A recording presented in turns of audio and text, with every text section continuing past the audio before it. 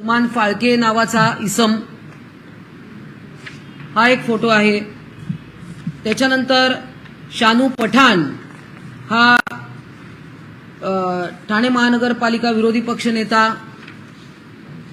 त्याच फाळके बरोबर आहे। त्यानंतर हा फाळके इथे दिसतोय अजून गुच्छ देताना माजी मंत्री आहेत कळवा मुंब्रा क्षेत्रातले। हमारे वीडियो को लाइक करें, हमें सब्सक्राइब करें और बेल आइकन पर क्लिक करें। आज एका अत्यंत महत्त्वाच्या आणि गंभीर विषयासंदर्भात बाळासाहेब भवन येथे मी डॉक्टर मनीषा कायंदे, प्रवक्ता शिवसेना आणि विधान परिषद सदस्य या ठिकाणी उपस्थित आहेत। माझ्यासोबत अरुण सावंत आहेत, संजय जी आहेत भोर आहेत, संजय भोर जी आहेत आणि आमचे सहसचिव शेलार आहेत। आपल्याला माहिती आहे की काही दिवसांपूर्वी नाशिकमध्ये ललित पाटील यांना ड्रग्ज प्रकरणामध्ये अरेस्ट केलं, पकडण्यात आलं त्यांना आणि त्यानंतर महाराष्ट्राचे गृहमंत्री यांनी पोलिसांना आदेश देऊन या व्यक्तीला नंतर आपल्याला माहिती आहे की दुसऱ्याच एका प्रांतात पकडलं। परंतु त्यावेळेला लक्षात आलं की हे 2020 मध्ये उद्धव ठाकरे यांचे ते कार्यकर्ते आहेत, होते, अजूनही असतील आणि शिवबंधन देखील बांधण्यात आलं होतं। असेही काही फोटो आपण सर्वांनी विविध सोशल मीडियाच्या द्वारे आपण पाहिलं। त्यानंतर ह्या चौकशीमध्ये अजून पुढे जाताना 7-8 नावं अजून समोर आलीत आणि ती नावं गणेश शर्मा असतील, त्यांच्याकडे काही 12 ग्रॅमच्या वर ड्रग्ज सापडले, गोविंदा साबळे असतील, असे 7-8 नावं आपल्याला सापडले। त्यानंतर एक मोठं नाव समोर आलं, ते आलं ठाणे कळवा मुंब्रा या क्षेत्रातून आणि ते म्हणजे सलमान फाळके हे नाव समोर आलं आणि त्यांच्याकडे तर जवळजवळ 54 ग्रॅमच्या वर हे MDMA ड्रग सापडलं। त्यानंतर अजूनही काही नावं पुढे आली। त्यानंतर एक शानू पठाण हे एक नाव पुढे आलं। आमच्या विरोधकांनी रान उठवायचा प्रयत्न केला, आमच्या मंत्र्यांवर आरोप केले। आमचे नाशिकचे पालकमंत्री असतील, दादाजी भुसे असतील, शंभूराज देसाई असतील, यांच्यावर बेछूट आरोप काही लोकांनी केले की ज्या आरोपांमध्ये काही तथ्य नव्हतं किंवा कुठले पुरावे धागेदोरे काहीच पोलिसांना सापडले नाही। आणि हे आरोप करणारे त्यांची क्रेडिबिलिटी काय तो विषय तर वेगळाच आहे, त्यांचा त्या विषयात कोणाची पात्रता काढण्याचा मला हेतू नाहीये। परंतु ही जी मंडळी आहेत ही कोणाच्या जवळची आहेत, त्यांचे कोणाशी संबंध आहेत, कोणाचा आशीर्वाद आहे किंवा त्यांना कोणाचं प्रोत्साहन आहे का, राजकीय पाठबळ आहे का, तर काही फोटो या ठिकाणी मी आपल्याला दाखवते। हा एक फोटो आपण पाहतोय, हा आहे सलमान फाळके नावाचा इसम हा एक फोटो आहे। त्याच्यानंतर शानू पठाण हा ठाणे महानगरपालिका विरोधी पक्षनेता त्याच फाळके बरोबर आहे। त्यानंतर हा फाळके इथे दिसतोय अजून गुच्छ देताना माजी मंत्री आहेत कळवा मुंब्रा क्षेत्रातले। इथे अजून एक फोटो आहे त्याच माजी मंत्र्यांबरोबर। हे तर महाराष्ट्रातली मंडळी झाली। शानू पठाण यांचा फोटो क्लिअर कट आपल्याला दिसतंय, माजी मंत्री जितेंद्र आव्हाड यांच्यासोबत आहेत। इथेही हा शानू पठाण दिसतोय, बरीचशी जवळीक दिसते। फोटो बरंच काही बोलून जातात। त्यानंतर अजून एक फोटो आहे माननीय सुप्रियाताई सुळे खासदार आहेत आणि आमच्या सरकारवर शिंदे फडणवीस अजितदादा आमच्या सरकारवर ते बरंच काही त्या रोज उठून आरोप करत असतात. बाकी विश्वप्रवक्ते तर सकाळी उठून काहीतरी बोलतच असतात, त्याच्याकडे आम्ही लक्ष देत नाही. परंतु हे सगळे फोटो मात्र खूप बोलके आहेत. त्यामुळे असा प्रश्न पडतो की तुम्ही जेव्हा स्वतः काचेच्या घरात राहत असतात तेव्हा तुम्ही दुसऱ्याच्या घरावर दगड फेकणं हे कितपत योग्य आहे. हे बघा, आम्ही काही म्हणत नाही, हे फोटोच स्वतः बोलत आहेत आणि याच्यावर उत्तर द्यावं. सुप्रियाताई सुळे खासदार आहेत, संसद रत्न आहेत, अशा व्यक्तींबरोबर फोटो बघा. कधी म्हणजे फोटो कोणाचे आहेत आणि काय, तर जेव्हा प्रमुख ते पदाधिकारी देखील आहेत ही लोक. त्यामुळे यावर माननीय जितेंद्र आव्हाड माजी मंत्री, मुंब्र्याचे ते आमदार देखील आहेत, त्यांनी याच्यावर वक्तव्य करावं. सुप्रियाताईंनी याच्यावर वक्तव्य करावं आणि हा सगळा खुलासा होण्याची गरज आहे. कारण जेव्हा तुम्ही आरोप करता आमच्यावर, काल दसरा मेळाव्यात देखील बरंच काही माननीय उद्धव ठाकरे बोलून गेलेत. अर्थात तो आजचा विषय नाहीये, परंतु आरोप करत असताना तुमचे प्रवक्ते काय बोलतात, कशा पद्धतीनं भाषेचा उपयोग करतात, हे सगळं खूप गंभीर आहे. आणि म्हणूनच मी अशी मागणी या ठिकाणी करते की जितेंद्र आव्हाड आणि सुप्रिया सुळे, हे बघा, आम्ही फक्त फोटो दाखवले, परंतु आता हे तर आपण पाहतोय की बरीच जवळीक आहे किंवा आम्हाला काही याच्यावर त्यांनी उत्तर द्यावं एवढीच आमची अपेक्षा आहे. जेव्हा तुम्ही आरोप करता आमच्या मंत्र्यांवर तेव्हा यावर त्यांनी बोलावं एवढी अपेक्षा आहे. तुम्ही जितेंद्र आव्हाड, सुप्रिया सुळे यांच्यासोबतचे फोटो दाखवले, बरीच जवळीक आहे असं तुमचं म्हणणं आहे. जवळीकचा अर्थ काय आहे? बघा, आता हे जवळीक दिसते असं मी म्हटलं, कारण जेव्हा मंत्री महोदय इथे माजी मंत्री महोदय दिसत आहेत, आता असं आहे की याचं उत्तर त्यांनी द्यावं. याच्यात ते राष्ट्रवादी शरद पवार पक्षाचे का कोणा ते दिसतंय ना, त्याच्यामुळे त्यावेळची राष्ट्रवादी, त्यामुळे हे फोटो बरंच काही बोलून जातात. त्यामुळे त्यांनी उत्तर द्यावं एवढंच आमची अपेक्षा आहे. की हे जे फोटो आहेत बघा, फोटो बरंच काही बोलून जातात. आता ही नावं समोर आलेली आहेत, सलमान फाळके हा दुसऱ्या, त्याला ऑलरेडी अरेस्ट झाली आहे. आणि दुसरं नाव आहे ते ठाणेचे विरोधी पक्षनेता, ठाणे महानगरपालिकेचे हे पण आहेत सलमान.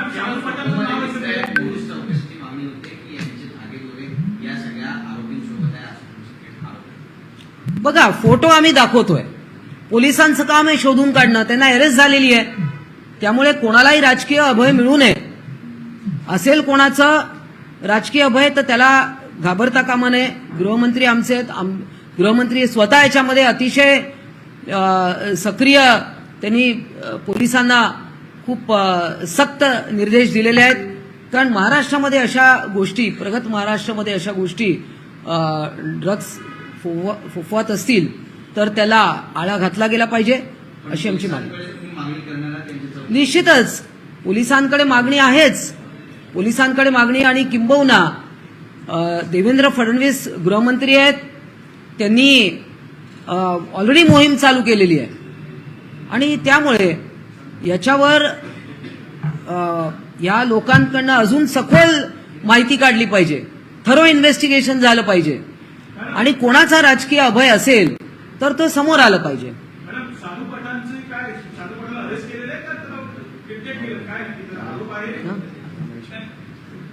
काय हां, नाही, ह्याच्यात बघा, आता फोटो दिसत आहेत. मी जसं म्हटलं की फोटो आहेत, शोधावं, पोलिसांनी माहिती काढावी.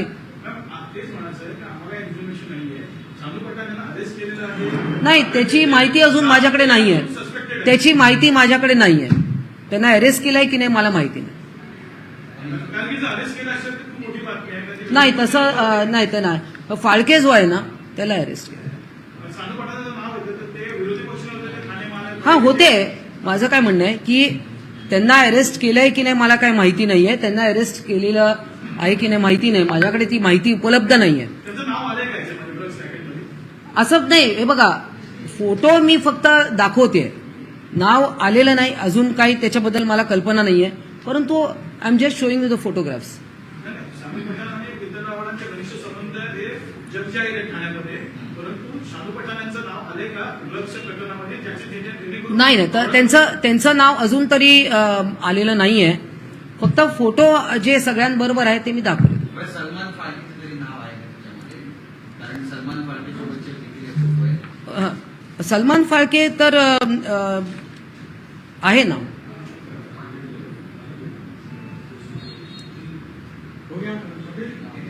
डन. उसको एक बार हिंदी में बता दीजिए आप मामले को जिसके लेकर प्रेस कॉन्फ्रेंस। देखिए एक गंभीर विषय जो ड्रग्स का मामला सामने आया है. नासिक में शुरुआत हुई ललित पाटिल इनकी गिरफ्तारी के बाद और हम पर आरोप हुए और तब हमने देखा हमारे मंत्रियों पे आरोप हुए, 2 मंत्रियों पे आरोप हुए.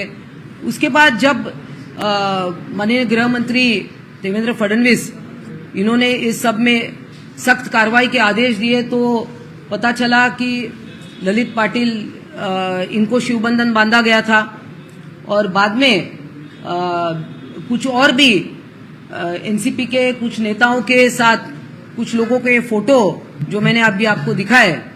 तो ऐसे माजी मंत्री है जितेंद्र आव्हाड, उनके साथ कुछ फोटोज है.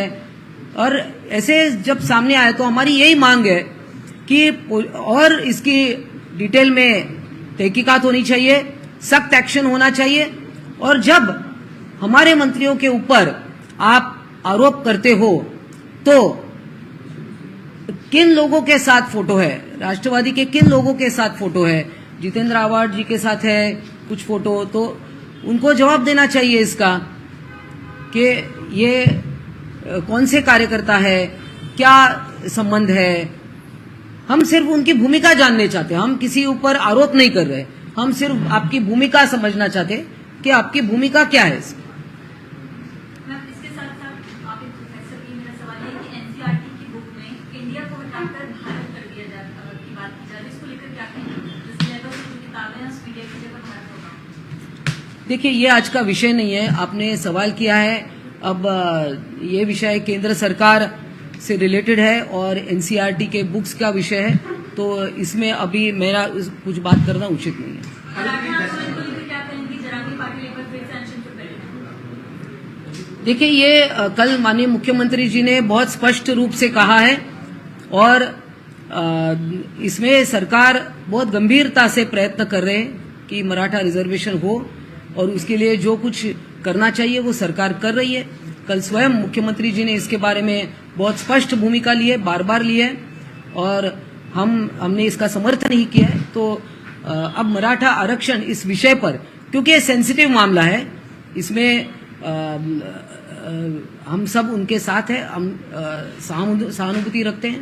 इतना ही मैं कहना चाहता हूँ. दूसरा तरीके से फोटोग्राफ सामने दिखाया ड्रग्स मामले में, तो कौन से नेता जिनसे कुछ फोटो खिंचाए वो लोग कौन है, किस पार्टी का काम करते हैं और उनमें से कोई अरेस्ट हुआ है क्या संबंध, क्या नहीं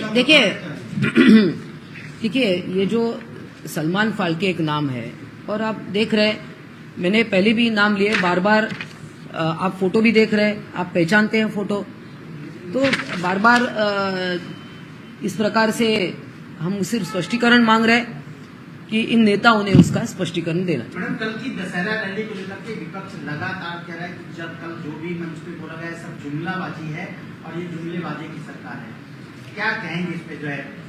देखिए इसमें माननीय मुख्यमंत्री एकनाथ जी शिंदे उन्होंने अपने भाषण में स्पष्ट किया है और वंदनीय बाला साहब ठाकरे, हिंदू हृदय सम्राट बाला साहब ठाकरे के दशहरा रैली हम इतने साल सुनते आए और हम उनके जो हिंदुत्ववादी विचार है उनके हम वारिसदार, इस नाते कल की दशहरा रैली जो है आजाद मैदान पर हुई और जो खुद को जुमलेबाज कहते हैं उन्होंने लोगों का विश्वास तोड़ा, मैंडेट तोड़ा। हम चुनाव में जो लेकर गए थे, वंदनीय बाला साहब ठाकरे और मोदी जी का चेहरा लेके सामने गए, लोगों ने शिवसेना भारतीय जनता पार्टी युति को चुना और हमने बाद में अलग ही भूमिका ली। तो जुमला किसने किसके साथ किया, ये अब उस बात को अब 3 साल हो गए।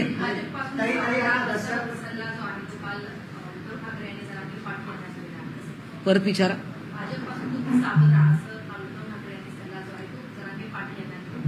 खरं तर आम्ही म्हणत आलेलो आहे की माननीय उद्धव ठाकरे यांनीच सावध राहायला पाहिजे होतं। पूर्वी त्यांचं पाऊल चुकलं म्हणून हे सगळ्या परिस्थिती निर्माण झाली। त्यामुळे याच्याबद्दल मी अजून काय बोलणार, पहिले त्यांचीच पाऊल चुकलं होतं। मला असं वाटतं आजचा विषय आरक्षण नाही आहे। आरक्षण द्यावे लागणार नाहीतर जनता भडके। भारतीय जनता पक्षाच्या सहभागात आल्यापासून खोट्या सत्ता घेण्याचे काम हे सरकार करते। संजय राऊत अशी टीका करतात। हा बोला। आरक्षणाच्या बाबतीत संजय मी संजीव भोर पाटील, मी मराठा आरक्षण चळवळीतून आलेलो आहे। आता शिवसेनेचा प्रवक्ता आहे। मागच्या 22 वर्षापासून मी मराठा आरक्षण चळवळीत काम करतोय। कोपर्डी अत्याचार आणि मर्डर जो प्रकरण घडलेलं होतं त्याला वाचा फोडण्याचं काम मी केलं होतं। मराठा क्रांती मोर्चे सुरू करण्यात माझा की रोल होता। तर संजय राऊतांनी कालच्या माननीय मुख्यमंत्री एकनाथजी शिंदे साहेबांनी मराठा समाजाला जेवढ्या चांगल्या रीतीनं आरक्षणाबाबत आश्वस्त केलेलं आहे त्याबाबत संजय राऊत म्हणतायत की ही खोटी शपथ मुख्यमंत्र्यांनी घेतली। संजय राऊतांबद्दल खरं तर अशा बाबतीत शब्द संसदीय शब्द आमच्याकडे नाही आहेत। संजय राऊतांचा हा बेशरमपणाचा कळस आहे। मराठा समाजाने 58 मोर्चे, आदर्श मराठा क्रांती मोर्चे काढले, आरक्षणाच्या मागणीसाठी असेल, कोपर्डीच्या अत्याचारातील आरोपींना फाशी देण्यासाठी असतील। या आदर्श 58 मोर्चांना याच संजय राऊतांनी सामनामधून मुका मोर्चा म्हणून हिनवलं। हे संजय राऊत फक्त आता राजकीय डाव म्हणून मराठा आरक्षणावर भाष्य करतायत। हे संजय राऊत हे सांगू शकतील काय मराठा समाजाला देवेंद्र फडणवीस साहेबांच्या मुख्यमंत्री पदाच्या कार्यकाळात जे आरक्षण दिलं गेलं होतं त्याला एसीबीसी आरक्षण म्हणतो, हे आरक्षण कुणाच्या काळात रद्द झालं? 5 मे 2021ला महाराष्ट्राचे मुख्यमंत्री कोण होते? मराठा आरक्षण रद्द झालं 5 मे 2021ला। त्यावेळेस संजय राऊतांचे मालक उद्धवजी महाराष्ट्राचे मुख्यमंत्री होते। त्यांच्या काळात सर्वोच्च न्यायालयात मराठा आरक्षणाची बाजू भक्कमपणे मांडली गेली नाही। उच्च न्यायालयात जेव्हा देवेंद्रजी मुख्यमंत्री होते तेव्हा अतिशय सक्षमपणे ही बाजू मांडली गेली आणि उच्च न्यायालयात मराठा आरक्षण टिकलं। सर्वोच्च न्यायालयात अकार्यक्षमतेमुळे उद्धवजींच्या हे आरक्षण संपुष्टात आलं। त्याला हे जबाबदार आहेत। आम्हाला खरं तर या विषयाचं राजकारण करायचं नाही, हा सामाजिक प्रश्न आहे। मात्र संजय राऊत आपल्या मालकांच्या या अकार्यक्षमतेबद्दल काय सांगतील? आपकी सरकार भाजपा के साथ है, भाजपा की ही एक नेता है पंकजा मुंडे, वो लगातार सरकार पर आक्रामक नजर आती है। उन्होंने भीड़ में कहा कि सरकार आरक्षण पर सबकी जो अपेक्षा है उसको भंग कर रही है। इस पर क्या कहेंगे आप? देखिए, इस पर मैं कुछ नहीं कहना चाहूंगी। पंकजा ताई मुंडे मंत्री रह चुकी है, वो भली भांति समझती है और उनकी भी वो ओबीसी का नेतृत्व करती है, संवेदनशील नेता है और ये विषय बहुत गंभीर है। ये संवेदनशील विषय, सामाजिक विषय है, इसको हम राजकीय स्वरूप नहीं देना चाहिए। धन्यवाद।